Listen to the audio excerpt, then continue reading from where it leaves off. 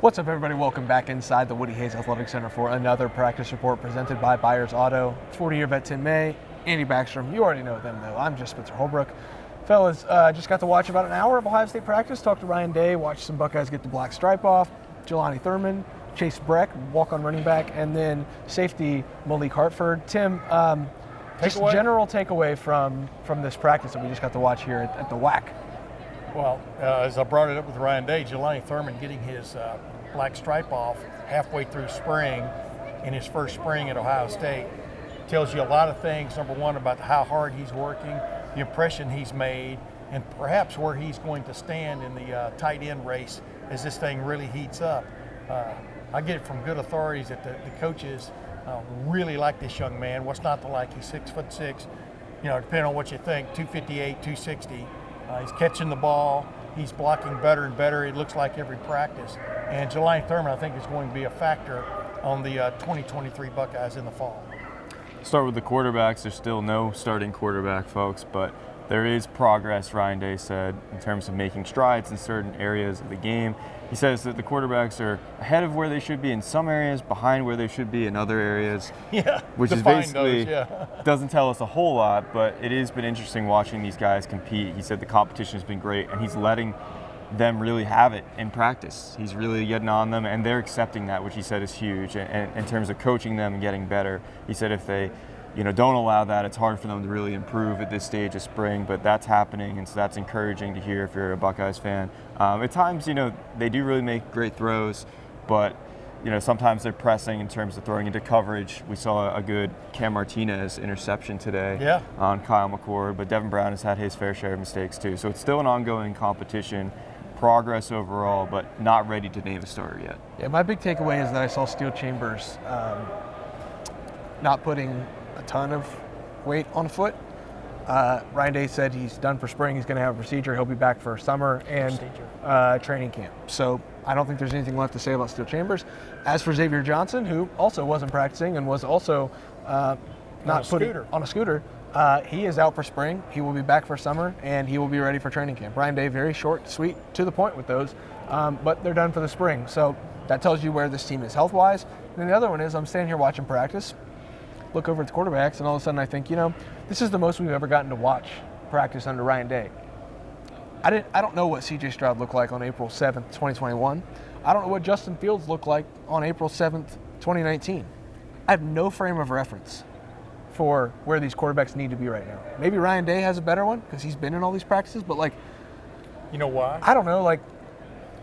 There's errant throws, there's bad snaps, there's throwing into coverage, like you said, there's mistimed throws, but it's April 7th, and so I'm not really concerned about this quarterback race right now. I think they both have a lot of talent. Like you said, it doesn't need to have they don't need to have a starting quarterback right now, but the bottom line is Ryan Day said there's a lot of progress today. He was coaching them hard today. I mean, every throw, he seemed to be in their ear about something, and so I think that is progress when those guys are coachable to that degree. When they look better in 7-on-7 than they do in the full team drills, for example.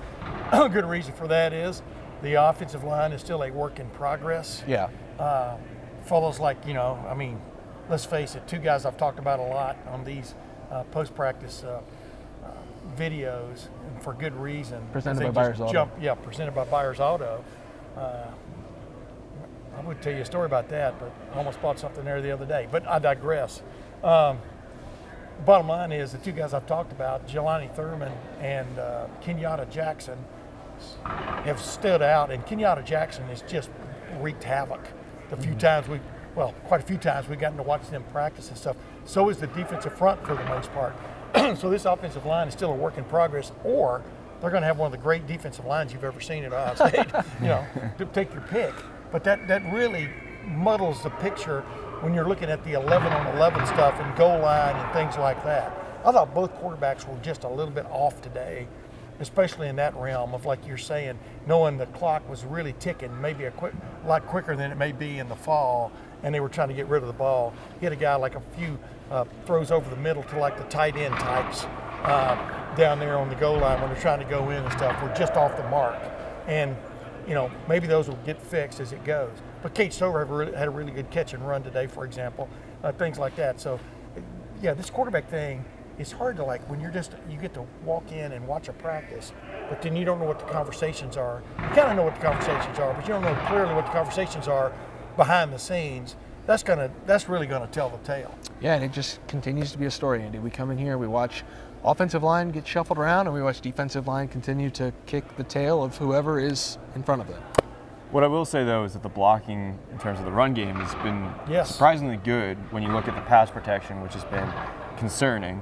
It's not like the offensive line isn't doing anything well. I do feel like there have been holes. We saw a couple good runs today. Chip Traynham had a great one where he kind of knocked down Lathan Ransom, got into the end zone. And they called him down 2 yards after he started. I was like, that's a touchdown. And then Dallin Hayden has looked great as well. Yeah, I don't think this is going to knock Chip Traynham down in the fall. No. But Dallin Hayden's looked great as well in terms of running the ball. I think he needs still to have work done in pass protection, and he's talked about that. That's an area he's trying to get better at. Yeah. But in terms of the runner, you can definitely see the added muscle. Both those guys look big when they're running, Chip and Dallin. And, that's been impressive to me. So it's not like the offensive line isn't doing anything well.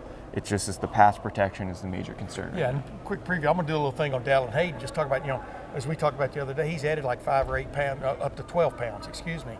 That's helping him in the pass pro area where he's just not just a domino getting knocked over and stuff. And I think he's getting to the right spot sometimes. But, man, you've got some real men coming at you there from that defensive front. And just to have the guts to stand there, it says something about you. Chip Traynham, I think he's pretty good in that pass pro area. It's looked to me. It's kind of hard to get, a clear picture on that sometimes. Are they getting to the right place, getting the right guy? Pass pro always starts inside out. Are you getting that?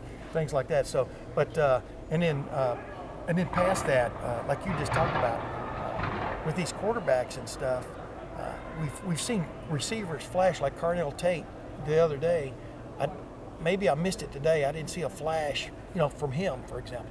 Threw it to him a few times and missed, right? I mean, that's what you're kind of looking now. You're looking as it moves on into the spring game area from the offensive line and just everybody. You're looking for more consistency. Yeah. And it's not there yet. And I think that's the toughest part of this entire spring. And it's tough for everybody around the country, but we've seen C.J. Stroud for 2 years play at such a high level that you want to see this offense. Okay, is this offense ready to go play Georgia? No, it's April 7th.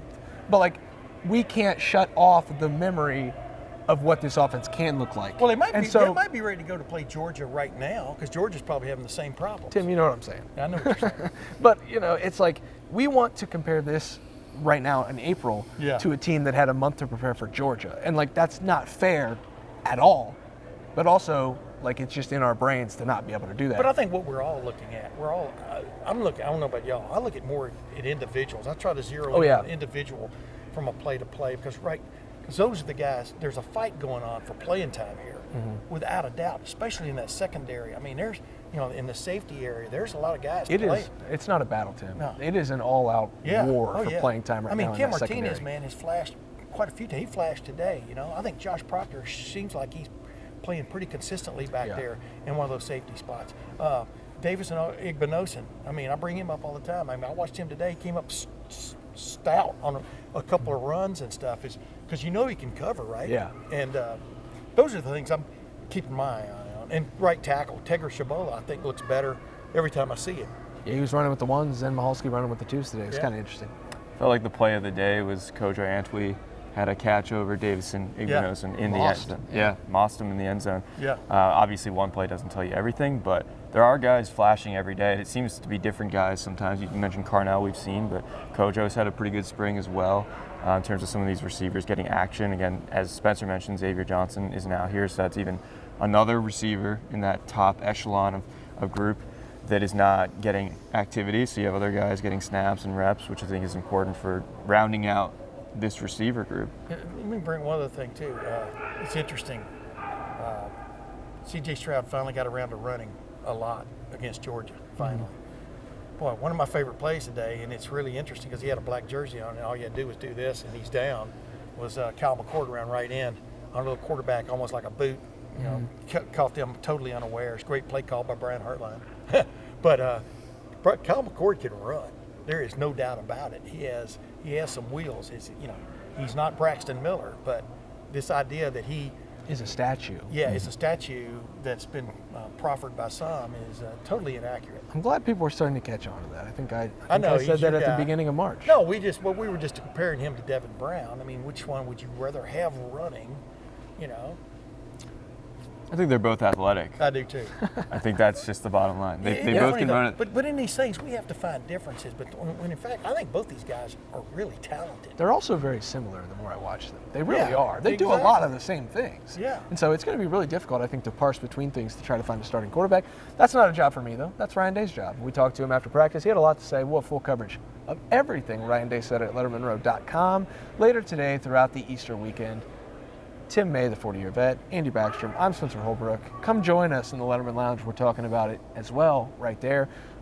It is a Good Friday, fellas. It is Good Friday. Happy Easter to everyone out there. Hope you find your golden egg. If you celebrate that holiday, celebrate accordingly. We will be back in the Woody Hayes Athletic Center next week as it turns to game week, spring game week. Not really a true game week, but we'll treat it as such at lettermenrow.com. Come hang out with us. We'll be there all week long, all year long, covering the Buckeyes at lettermenrow.com.